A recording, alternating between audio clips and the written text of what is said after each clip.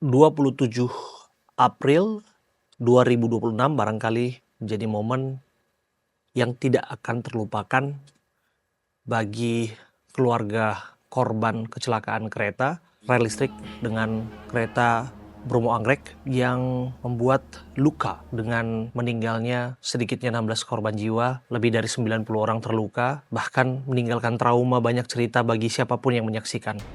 Detik-detik menentukan, 12 jam lebih upaya penyelamatan dilakukan terhadap sosok korban bernama Endang Kuswati. Ketika publik bertanya-tanya apakah mungkin diselamatkan, bahkan sempat diragukan apakah sudah meregang nyawa. Tapi dari story ini kita akan mendengarkan bahwa mujizat itu nyata. Saya Abraham Silaban, saya sudah bersama dengan suami Bu Endang Kuswati, seorang korban kecelakaan kereta, Pak Budi Rahmanto. Pak Budi, Ya, terima kasih sudah hadir ya Pak ya, sudah mau bercerita kisah ini kepada kami. Dan juga dua orang tim rescue, tim penyelamat yang sudah bersama dengan kita. Ada Pak Erdi, ada Pak Rian. Pak Erdi, Pak Rian, terima kasih sudah hadir ya Pak ya. Pertama-tama tentu atas nama seluruh korban, atas nama bahkan kami media, kami harus berterima kasih atas apa yang sudah Bapak kerjakan. Nanti kita akan bicara terhadap proses penyelamatan yang dilakukan. Tentu tidak mudah, ada strategi, ada kisah, ada perjuangan di sana ya. Dan saya terlebih dahulu ke Pak Budi. Anda pertama kali tahu Pak, istri Bapak, Bu Endang ini, mendapatkan peristiwa yang tidak mengenakan, berita kecelakaan. Itu kapan Pak? posisi saya taunya itu pukul 21:30. Saya udah nyampe stasiun Tanah Abang. Saya dapat telepon dari bule saya.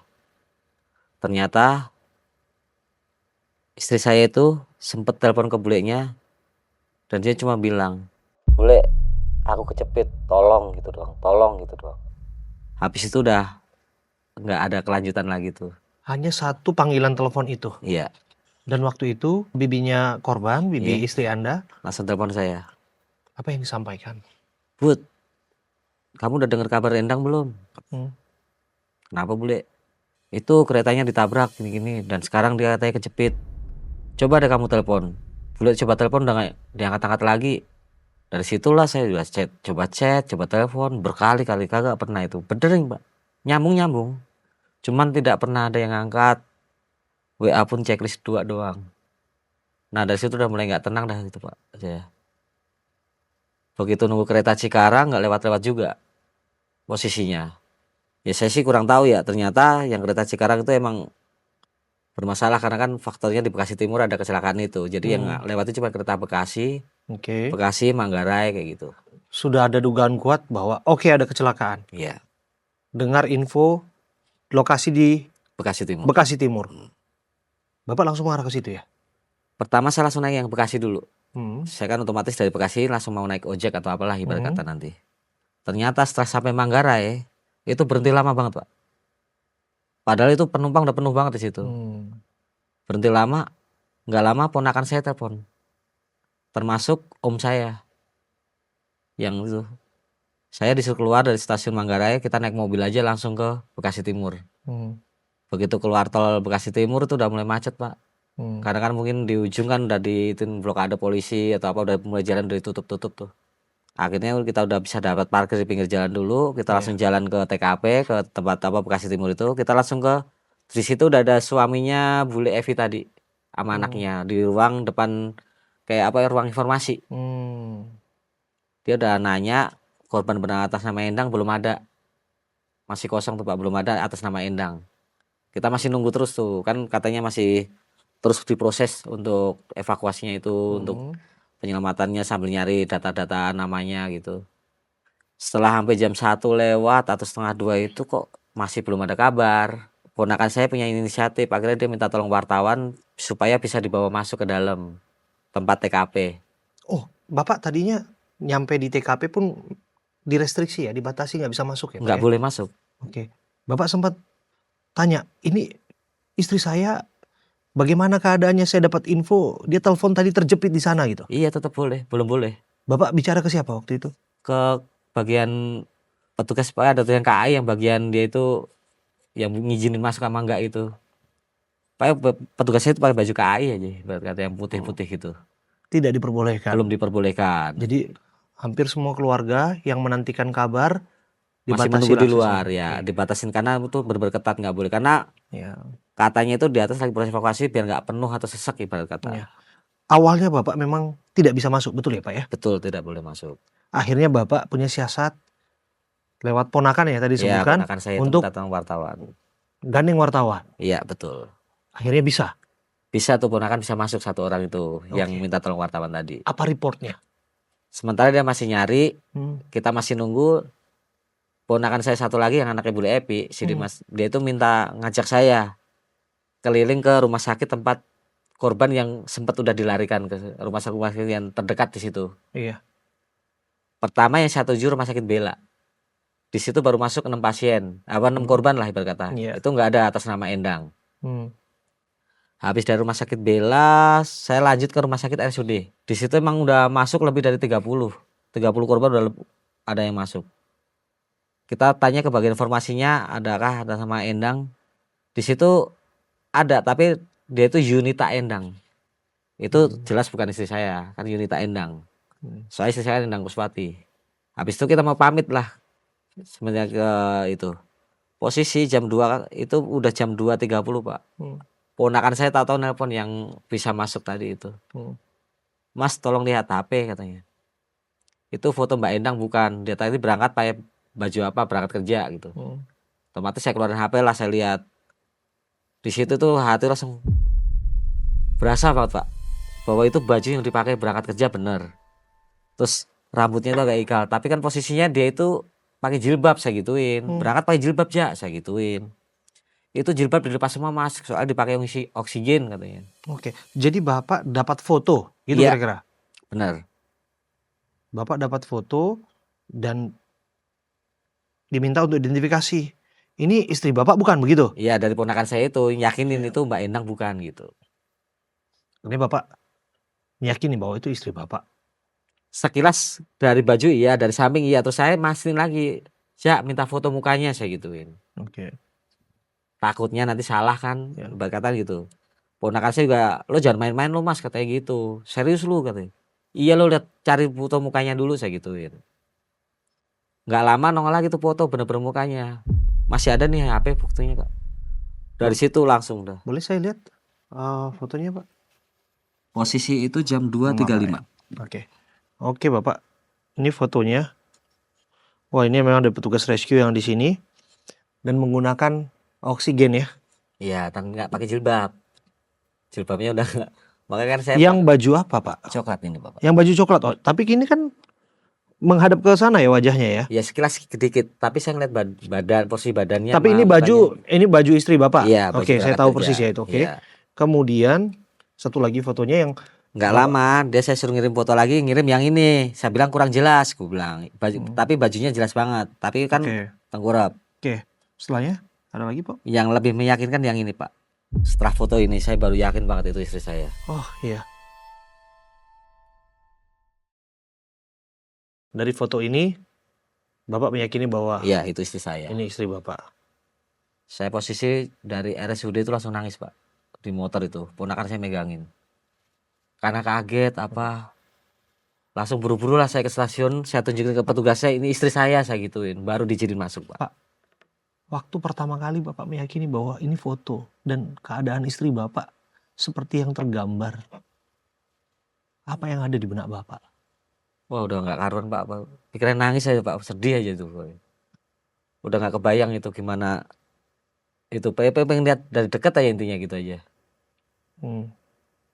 Akhirnya langsung tuh sama ponakan ketemuin petugasnya, ditunjukin foto ini istrinya, ini suaminya gitu. Langsung tapi diyakinin sama petugasnya. Tapi Bapak nggak boleh nangis ya katanya gitu. Bapak harus boleh cuman kasih support, kasih semangat,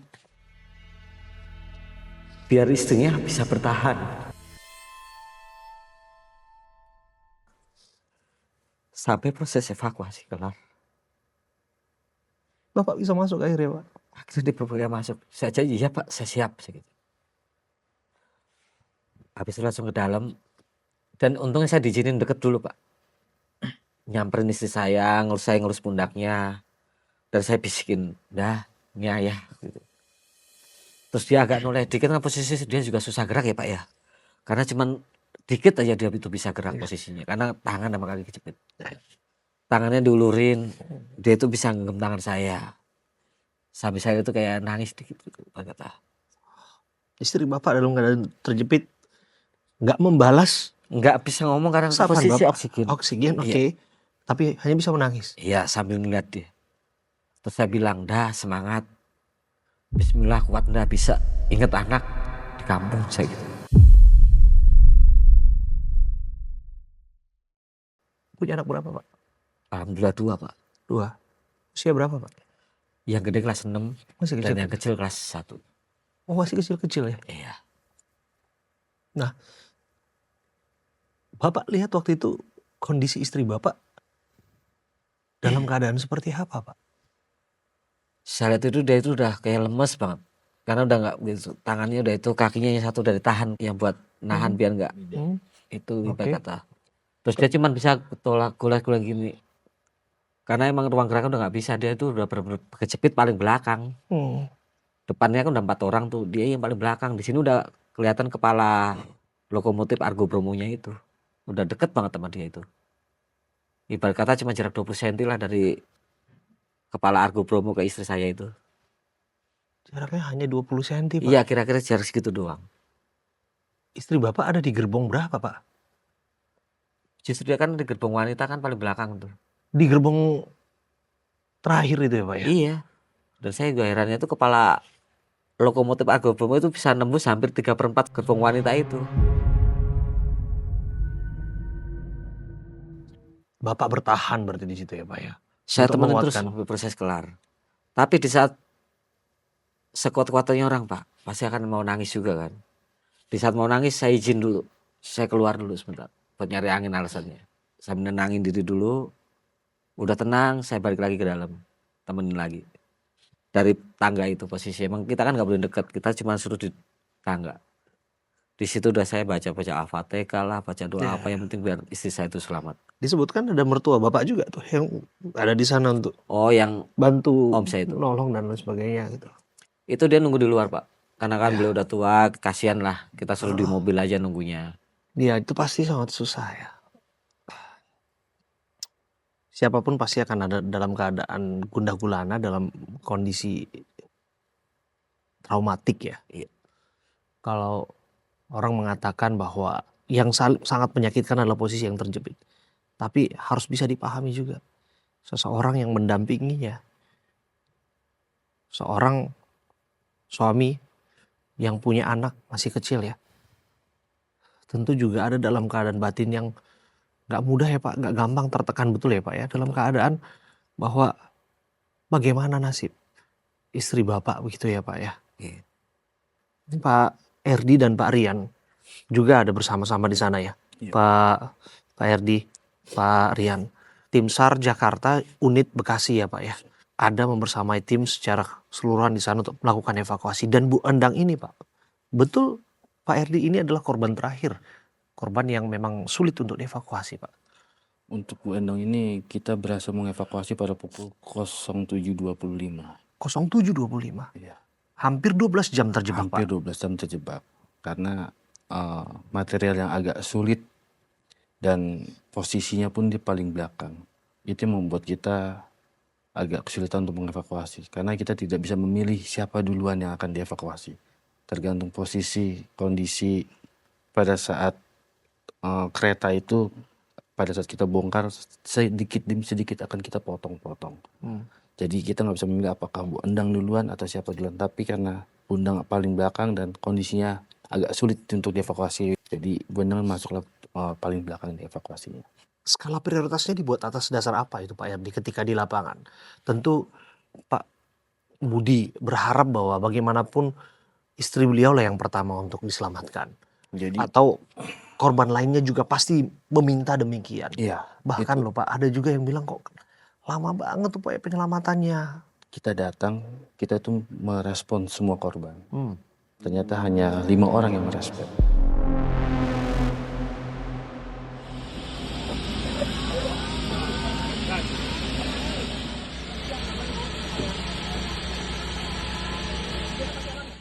orang yang merespon, itu kondisi benar-benar sangat kompleks, banyak korban yang lain yang tidak merespon, ditumpuk. Oke.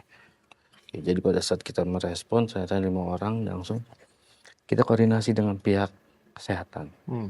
Yang kita lakukan adalah memberikan nafas bantuan terlebih dahulu, oksigen. Oke. Karena di dalam itu sangat pengap, sempit, dan orang pun banyak di luarnya pada berkumpul. Makanya kita melakukan pemberian oksigen terlebih dahulu kepada mereka. Nah, untuk skala prioritas kita tidak, karena hanya 5 orang ini aja, makanya mereka 5 ini yang kita skala prioritaskan. Namun balik lagi karena material di dalam kereta itu sempit sekali, aksesnya sulit untuk kita buka. Makanya kita buka perlahan-lahan. Posisi mana dulu yang bisa kita buka supaya pada saat dibuka satu bisa ada space lagi untuk mengeluarkan korban selanjutnya, seperti itu. Jadi kita cari dulu, kita akses dulu mana yang lebih mudah untuk dibongkar terlebih dahulu. Oke. Gerbong terakhir itu Pak dan gerbong berikutnya itu sudah nggak berbentuk lagi, udah nggak tahu yang mana yang terakhir, atau seperti apa Pak? Ini gerbong terakhir. Jadi lokomotif itu kepalanya itu masuk ke gerbong terakhir dengan lantai gerbong KRL pun sudah tidak ada. Dia bertumpuk semua di tempatnya terakhir muka lokomotif itu. Jadi sudah tidak berbentuk itu. Lantainya KRL pun sudah tidak ada. Makanya padat ke dalam semua. Nah, disitulah agak sulit dan korban di situ banyak. Dan yang kita respon adalah ada 5 termasuk Bundang. Bundang ini adalah yang paling belakang di dekat muka lokomotif. Sedikit saja lagi. Sedikit lagi. Kita nggak pernah tahu kalau misalnya ada impact ya Pak ya. Ya, Bapak menyebutkan 20 cm ya Pak ya. Iya, kira-kira dekat ya. Saya ngeliat langsung soalnya pas setelah diizinkan masuk itu. Aryan, Anda juga ada di lapangan ya. Ya. Kami dengar bahkan ya, Bu Endang ini sempat disebutkan sudah meninggal dunia. Mungkin terkait hal itu kalau dari kami Pak ya, dari kami sendiri, dari Basarnas itu kami tidak bisa mendiagnosa atau langsung memberikan statement seperti itu. Saya juga nggak tahu yang monitor, yang bicara itu siapa. Tapi mungkin kalau dari statusnya dari Bundang, penurunan tingkat kesadaran mungkin iya. Oke. Makanya pas kami tiba di lokasi itu, yang kami lakukan adalah respon awal mengecek tingkat kesadaran dari para si korban. Nah, kebetulan yang merespon ada 5 itu, nah, termasuk Bu Endang. Cuman kenapa responnya seperti apa? Cerita kepada kami ya Pak Aryan. Terkait respon dari Bundang ya, mereka masih bisa menjawab, halo ada yang bisa ini nggak, namanya siapa, atau kayak gitu. Mereka tuh masih bisa menjawab, respon. Kemudian mungkin terkait dengan bicara skala prioritas ya, prioritas itu mereka yang masih merespon, yang masih selamat. Cuman kenapa terkait dengan siapa keluar duluan itu kembali lagi di kondisi di dalam seperti apa kondisi itu. Jadi contoh kenapa ada yang selamat tapi yang keluar kok yang maaf dalam kondisi MD duluan yang keluar, karena mereka itu di dalam saling mengimpit Pak, saling tumpang tindih itu di dalam tuh. Dan untuk kasus Bu Endang ini bahkan saya dengar juga terhimpit ada 2-3 jenazah, betul ya? Yang Bapak saksikan, apakah Bapak melihat itu Pak? Kalau itu saya nggak melihat. Oke, tapi petugas di lapangan melihat itu? Ya emang mereka, apalagi khusus untuk Bu Endang itu emang posisi dia di belakang. Dan kalau yang dilihat dari visual, mungkin teman-teman yang lihat di media foto-foto yang ada itu terpampang ada yang selamat, foto-foto yang selamat. Nah itu di bawah mereka tuh masih ada lagi yang maaf yang sudah meninggal dunia ya. Oke, kita bantu pemahaman publik mengenai ini ya. Karena saya harus sampaikan juga, yang namanya korban pasti mereka trauma, pasti mereka berharap keluarga mereka diselamatkan secepatnya. Sampai ada selentingan juga, kok iya proses evakuasi ini memakan waktu berjam-jam. Ini kan istilahnya golden time, upaya penyelamatan terhadap orang yang kesakitan. udara, apa yang Anda sebutkan tadi, mereka butuh air dan lain sebagainya, oksigen segala macam gitu ya. Bisa ditunjukkan kepada kami nggak Pak Erdi? Barangkali ada foto atau video kepada kita ya. Ini ada Pak Satria juga ya, bersama dengan kita ada tim Basarnas yang 4 orang hadir di sini di studio kita hari ini yang akan menunjukkan beberapa footage kepada kita. Mas Satria juga ada di sana ya? Kebetulan saya ada. Ada ikut evakuasi juga, bantu evakuasi ya? Evakuasi. Berapa jam Anda di sana, Mas? Oh, dari awal sampai akhir, Pak. Dari awal sampai akhir? Nah, Dan Pak Satria juga sempat melihat Bu Endang juga? sempat melihat Bu Endang yang dievakuasi paling terakhir. Paling terakhir Bu Endang? Yang terakhir setengah 7.25. Oke. Seperti ini. Oke. Ini seperti ini keadaannya. Ini bisa kita lihat ya. Ini saling bertumpukan memang. Bahkan saya harus sampaikan ketika kami breaking news ini, saya harus mengkurasi gambar yang mana yang tidak menimbulkan traumatik kepada pemirsa kita juga. Karena kita punya code of conduct siaran juga. Jadi kurasi kita itu benar-benar sulit dilakukan karena mohon maaf ya, kita dengan kondisi seperti ini kan kita nggak tahu yang mana yang meninggal dunia, yang mana masih hidup gitu ya. Dan dari sini kelihatan betul bahwa saling menimpa. Nah, ini yang dia tunjukkan kepada Mas Satria kepada kita. Ada gambar Bu Endang, ini istri Anda betul ya? Iya. Iya, Masih bergerak ya? Mas, Ini terjepit bersampingan dengan bersampingan ya? Yang paling bagian mana yang paling terjepit di sini Pak? Kalau kita bisa lihat Pak. rata-rata korban itu terjepit di Kaki ekstremitas bawah. terjepit Terjepit dengan tumpukan kereta dan Oke. korban di bawah. Jadi Oke. banyak korban yang tertumpuk di bawah. Oke. Ya di sini kita lihat nih. Mungkin boleh dibantu lagi kepada kita Mas. Ini mungkin ada footage terakhir. Detik-detik ketika Bu Endang itu benar-benar selamat ya. Dievakuasi. Iya dievakuasi. Detik-detik. Nah karena itu beliau korban terakhir yang dievakuasi. Ini Bu Endang. Ini Bu Endang. Ini ya Pak. Betul ya Iya, Pak. betul. Wah masih sadar Pak. Iya. Sadar ya Pak ya. Karena kan diituin oksigen, terus dikasih infus. Seperti ini ya upaya penyelamatan yang dilakukan oleh tim medis ya. Tentu dengan tim rescue, Mas Rian, Mas Satria, Pak Erdi. Ya saya nggak bisa sebutkan nama-namanya satu persatu, tapi yang jelas Bu Endang yang terakhir diselamatkan. Sekali lagi terima kasih ya Mas Satria ya. Sudah menunjukkan footage ini kepada kita dan terima kasih buat tim juga yang sudah bertugas. Pak Budi, ini waktu yang cukup lama Pak. Iya. 12 jam hampir Pak. Apa yang Bapak sampaikan kepada istri Bapak untuk tetap bertahan dan upaya apa yang Bapak lakukan sebagai seorang suami untuk membantu penyelamatan?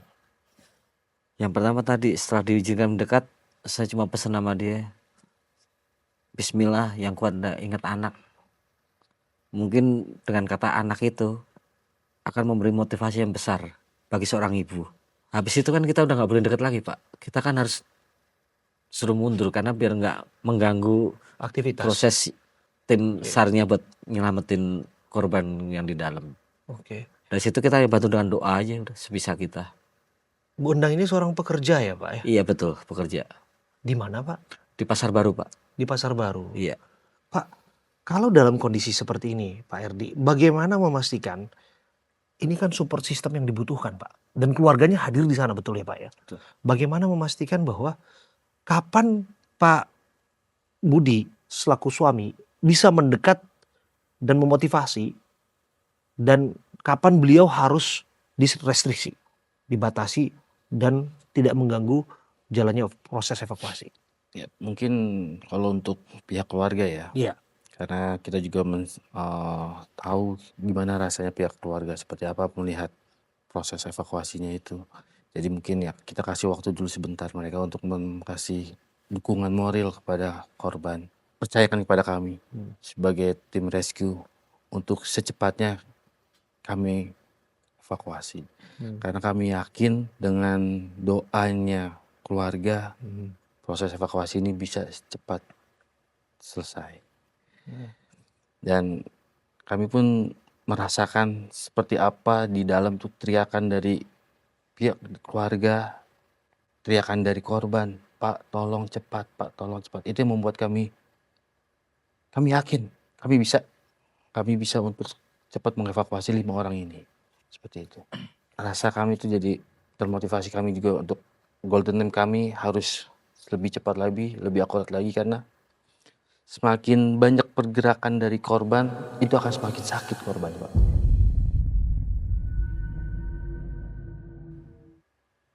Makanya kita harus setiap ada kita melakukan pemotongan atau melakukan aksi, kita harus koordinasi dengan ke dokter. Karena di situ sudah standby dokter. Apa yang harus dilakukan, Dok?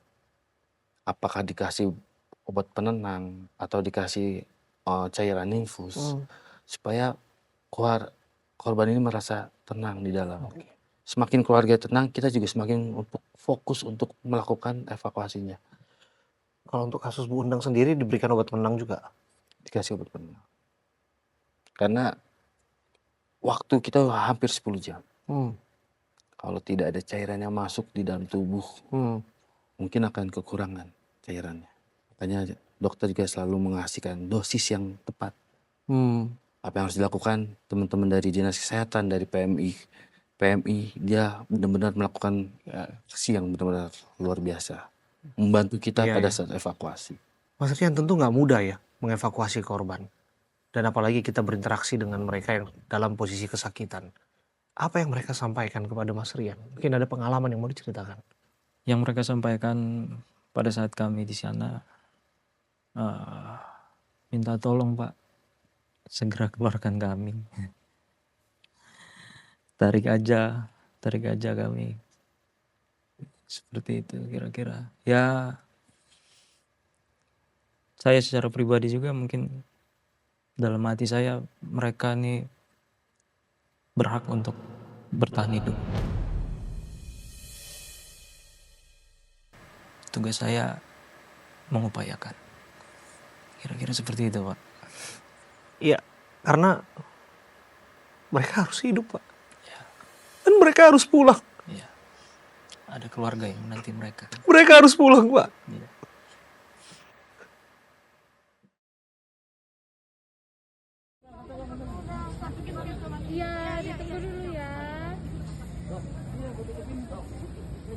Mereka adalah ibu pejuang, Pak. Mereka pekerja, Pak. Ya. Mereka berjuang untuk menyambung hidup buat keluarga mereka. Sementara anak mereka ada di sana. Anak mereka menunggu di rumah, memastikan keluarga mereka pulang. Saya nggak bisa bayangkan peristiwa itu, Pak. Saya juga pengguna kereta, Pak. Saya bisa bayangkan para pejuang-pejuang rupiah itu ketika mereka harus menyambung hidup, mereka mengalami peristiwa seperti itu. Dan ketika mereka menyampaikan kepada Bapak, tarik saja kami. Dan Bapak mengatakan, mereka berhak untuk hidup. Itu menyentuh keresahan saya, Pak. Terus terang, Pak. Dan saya harus berterima kasih kepada tugas Bapak, ya, Pak Rian, Pak Erdi, dan siapapun yang bertugas di sana, yang melakukan upaya penyelamatan kepada semua korban, Pak. Bapak sudah memberikan yang terbaik. Dan bagi saya, itu sungguh luar biasa dan gak mudah, Pak. Hari-hari pekerjaan Bapak demikian, dan Pak Budi tentu juga mengalami pukulan yang luar biasa ketika ia harus menyaksikan istrinya bertahan di sana dan tidak tahu apakah beberapa menit, berapa jam ke depan ajal akan menjemputnya, Pak. Dan Bapak lah orang yang harus juga mempertanggungjawabkan itu di hadapan Pak Budi, di hadapan keluarga-keluarga lainnya gitu. Dan itu memang sebagai seorang manusia, Pak, siapapun pasti akan terpukul, Pak. Insan media, Pak, kami juga melihat ada korban, Pak. Juga mungkin Bapak dengar informasinya ya, Pak ya. Kolega profesional kami ya. Dan dari berbagai latar belakang siapapun semestinya itu tidak menimpa mereka ya. Apapun peristiwa ini sudah terjadi ya, upaya evakuasi yang terbaik sudah dilakukan oleh tim rescue ya. Terima kasih Pak Rian ya, Pak Erdi ya. Kami juga Pak mengawalnya Pak di layar kaca Pak. Kami di balik control room Pak. Ketika melihat proses evakuasi Pak, ketika melihat gambar visualisasi itu ya, merekam dan menyiarkan Pak, secara real time Pak proses itu. Kami nggak bisa bayangkan Pak. Siapapun pasti nggak mau ada dalam posisi itu. Saya nggak tahu apakah Bapak ketika selesai ini semua Pak, bagaimana tidur Bapak Pak? Pada saat kita mengevakuasi korban, ada korban atas nama Elizabeth. Ya. Dia selalu memegang tangan, Pak, jangan lepaskan tangan saya, Pak. Jangan tangan. Di situ ada sosok ayahnya yang di luar.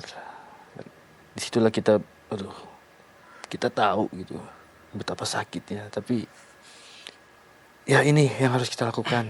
Kita harus berpikir gimana korban ini harus bisa keluar dengan keadaan selamat gitu. Itu target kita, Pak. Makanya kami juga sampai saat ini pun kalau kami sedang diam, sedang berpikir, kadang-kadang masih ada suara Pak tolong itu yang masih di memori kita, Pak, yang bikin kita masih agak mengingat. Elizabeth mengatakan kepada Bapak, jangan lepaskan tangan saya Pak. Jangan lepaskan tangan saya, Pak. Jangan lepaskan tangan saya. Bapak lepas nggak tangannya Pak? Kayak tetap saya pegang. Makasih Pak. Pasti dia pegang. Pak sakit. Saat alat itu masuk ke celah untuk membuka Elizabeth itu, dia teriak, Pak sakit. Sabar. Kamu pasti akan keluar. Gitu ya Pak, yang terharu saya melihat. Ya Pak. Ya itu saya bisa bayangkan itu Pak. Saya bisa bayangkan karena saya ada dalam pengalaman liputan lapangan Pak, yang nggak sebentar Pak. Dan saya tipikal orang yang ketika orang bercerita itu Pak, saya secara langsung ada dalam suasana itu Pak, tergambar secara visual Pak. Karena saya melihat beberapa proses evakuasi, peristiwa-peristiwa yang mirip dan serupa Pak. Dan memang itu sangat genting. Mas Rian juga punya pengalaman itu Mas Rian.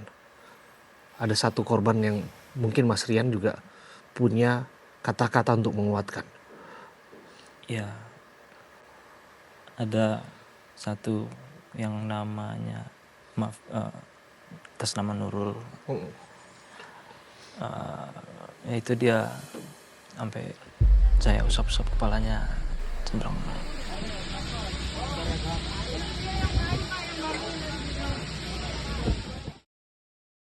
Sabar ya. Biar mereka juga rasa ada kita di situ, ada kehadirannya kita. Mereka tidak bakal ditinggalkan. Kita jaga mereka terus. Makanya ya itulah. Mungkin lelahnya kami saat operasi hampir 12 jam. Lelah, hausnya kami di lapangan. Tantangan kami di lapangan, ya itu mungkin gak seberapa dibandingkan duka yang dirasakan oleh pihak keluarga. Seperti itu. Makanya itu yang bikin kami tetap berusaha terus. Bapak ketika bertahan selama 12 jam ada di sana ya Pak ya, dan menunggu istri Bapak bisa dikeluarkan, pernah terbesit tidak bahwa ini mungkin perpisahan? Sempet Pak, karena saya sempat melihat istri saya udah lemes banget itu. Apalagi udah menjelang masuk pagi, dia jam 6 ke atas itu Pak. Saya sampai kadang nunjuk ke tim kesehatannya, minta tolong istri saya dilihat, dicek masih hidup nggak gitu. Saya sempat pernah ngomong, Pak tolong lihat istri saya Pak, masih melek nggak saya gitu. Kadang udah nggak gerak soalnya Pak, kelihatan dia cuma nyender doang, udah diem aja. Sempet takut itu Pak. Terus kata petugas saya, masih Pak, tenang aja Pak, bisa selamat Pak. Dalam hati agak tenang, tapi tetap masih ada rasa khawatir juga. Ya, sampai pada akhirnya Bapak melihat istri Bapak dievakuasi, ya, berhasil keluar itu. Bagaimana detik-detik itu Pak? Ya campur aduk Pak, senang Pak, tapi begitu ngeliat kondisi badannya, ngeliat aja kayak nggak tega dengan posisi kaki, tangan, muka. Udah gimana ya, kayak nggak tega Pak ngeliatin kondisi sekitar itu kayak gitu jadinya. Apalagi pas mau dikasih penanganan dulu sama tim kesehatannya, dia teriak kesakitan karena posisi tangannya miring atau gimana. Keadaannya seperti apa, Pak? Ya saya lihat itu kakinya itu udah bengkak parah, udah gede banget. Tangan bagian kanan udah bengkak juga. Kalau tangan kiri kan ada infusnya tuh, yang buat zaman infus. Terus di mata sebelah kanan merah banget. Sini udah pada biru-biru bekas benturan mungkin. Ya sih ngeliatnya aja udah kayak nggak tega kita ngeliatin istri itu kayak gitu. Tapi ya saya sih bersyukur. Ngucapin alhamdulillah istri saya masih kasih umur yang panjang. Ya. Dan saya juga ngucapin kepada semua pihak yang terkait dalam penyelamatan itu. Terima kasih mereka sudah bekerja tanpa lelah, berkata. Mereka benar-benar bekerja keras untuk menyelamatkan semua korban. Sungguh ya Bapak. Iya. Berterima kasih kepada petugas Semuanya tim yang rescue dan terkait semua itu, yang bertugas, tim Pak. rescue, terus tim kesehatannya, saya bisa diselamatkan walaupun itu terakhir, walaupun prosesnya lama, tetap saya ada rasa alhamdulillah syukur. Kami juga doa Pak yang terbaik buat istri Bapak, Pak. Dalam proses penyembuhan, Pak ya. Terima Dalam kasih. proses penanganan hari ini ya Pak ya. Ya, terima kasih. Yang terus dilakukan oleh petugas medis ya. Dan Bapak dengan besar hati mau bercerita kepada kami ya. Dan kepada siapapun yang menyaksikan bahwa ada sesuatu yang akan dibagikan barangkali ini bisa jadi pelajaran, bisa jadi penguatan, bisa jadi dalam bentuk keikhlasan apapun itu oleh petugas hari ini ya. Bahkan keluarga loh Pak, ini di sana keluarga itu jadi support system ya Pak ya. Mereka datang ya Pak ya. Dan mereka melihat detik demi detik kapan saudara mereka akan dikeluarkan. Saya nggak bisa bayangkan itu secara visual tuh. Mereka ada di sana untuk menguatkan karena disebut tadi masih aktif ya. Masih responsif. Ternyata yang dikeluarkan yang meninggal dunia. Saya harus tanyakan bagian ini Pak. Ini karena publik juga bertanya-tanya. Ada kritik juga. Upaya penyelamatan ini disebutkan mengalami keterlambatan atau tidak dilakukan secara cepat dan responsif. Mungkin ada juga orang yang mengatakan harusnya lokomotifnya dimundurkan atau lain sebagainya lah kira-kira gitu Pak. Apa yang ingin Pak Erdi sampaikan? Itu sudah kita khususnya untuk asesmen ya. Sudah kita diskusikan dengan pihak lokomotif, pihak PT KAI, dengan pihak kesehatan. Dampak yang terparah apabila lokomotif ini ditarik, apa yang terjadi? Karena target kita adalah 5 orang ini harus selamat. Tapi dengan saran dan semua takutnya lokomotif itu ditarik akan membuat korban yang selama ini fatal Pak. Karena dia takutnya ada hentakan lagi dan ada perubahan struktur lagi Pak. Itu resikonya lebih besar. Resikonya lebih besar dan membuat semakin parah korban yang masih selamat. Makanya kita tetap memfokuskan untuk pelan waktu demi waktu kita buka pelan-pelan aksesnya. Dengan support yang dibikin oleh tim kesehatan. Dengan membantu, dengan menambahkan oksigen. Membuat memberikan infus. Mengasihkan zat atau mengasihkan suntikan-suntikan, obat-obatan. Itu yang membuat kita ini tetap jangan sampai ditarik. Kalau ditarik takutnya akan membuat perubahan semua korban Pak. Itu yang takutnya yang tadinya korban masih stay atau masih diam, dia bisa ketarik malah untuk lokomotifnya. Itu yang kita pikirkan. Ya, kalau ada orang yang mengkritik kerja Bapak, yang mengatakan bahwa ini semestinya lebih cepat, apa yang ingin Bapak sampaikan? Ya, intinya kita melakukan evakuasi ini masih berdasarkan SOP kita Pak. Masih berdasarkan prosedur apa yang kita lakukan. Jadi kalau emang teman-teman atau yang lain mengkritik ya, ya udah. Yang penting kita masih melakukan secara prosedur dan alhamdulillah korban ini bisa selamat. Dan Mas Rian ingin mengatakan bahwa ini juga sudah upaya terbaik. Ya betul, ini yang terbaik yang kita lakukan. Dengan waktu 12 jam, 5-5-nya bisa kita keluarkan dengan selamat. Dengan selamat, 5-5-nya. 5-5-nya. Yang aktif dan responsif Ya. ketika deteksi dini dilakukan terhadap Betul. korban yang ada di sana yang perlu dievakuasi. Pak, ini terakhir ke Pak Budi ya. Pak Budi, ini kan masih dalam proses penyidikan. Iya. Sebab musabab dari peristiwa ini tentu masih didalami dan harus dibuktikan. Ya, kalaulah memang ditetapkan tersangka, ada yang menyebutkan ada taksi yang tertabrak, kemudian juga mengakibatkan ada tabrakan berikutnya, ada yang menyatakan error sinyal dan lain sebagainya gitu ya.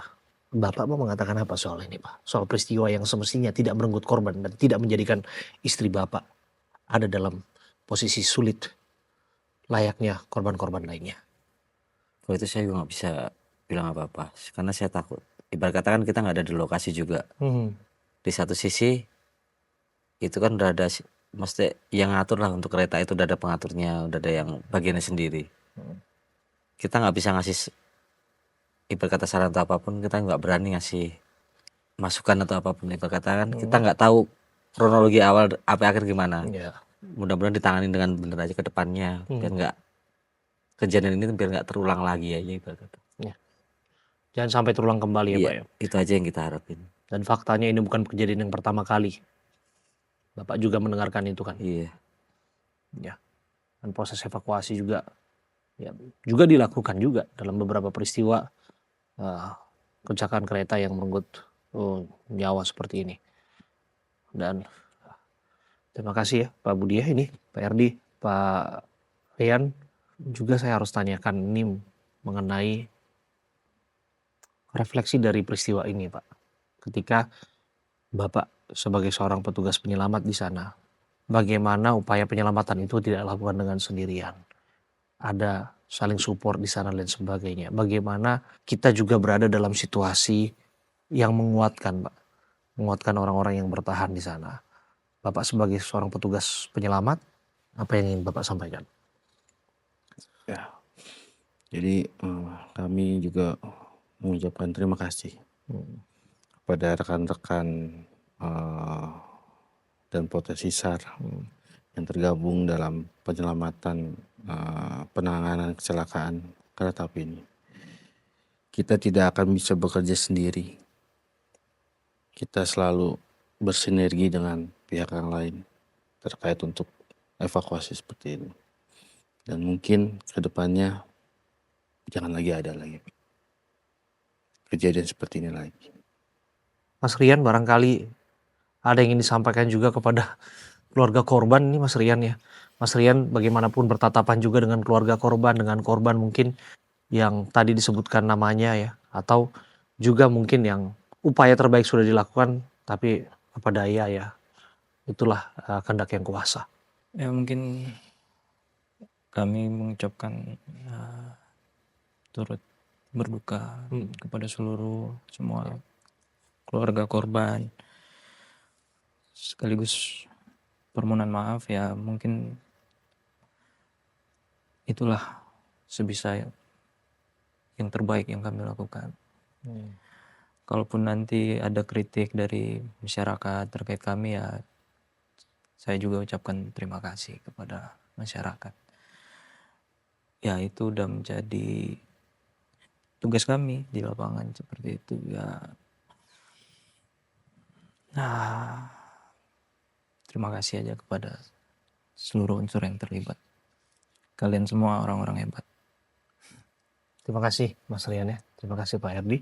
Terima kasih Pak Budi ya sudah bercerita kepada kita semua di sini. Dan tentu kita punya ekspektasi ini jangan sampai terulang lagi.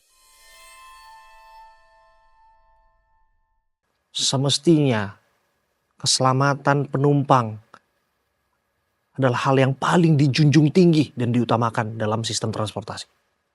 Semua nyawa tentu berharga ya. Dan bagaimanapun dalam peristiwa ini yang menjadi korban secara masif adalah ibu-ibu pekerja yang mereka mencari rupiah untuk keluarganya, membantu perekonomian keluarganya di situasi yang hari-hari ini semakin sulit. Hari ini kita belajar bahwa mujizat itu nyata. Terima kasih Pak Erdi. Terima kasih Pak Rian. Terima kasih Pak Budi.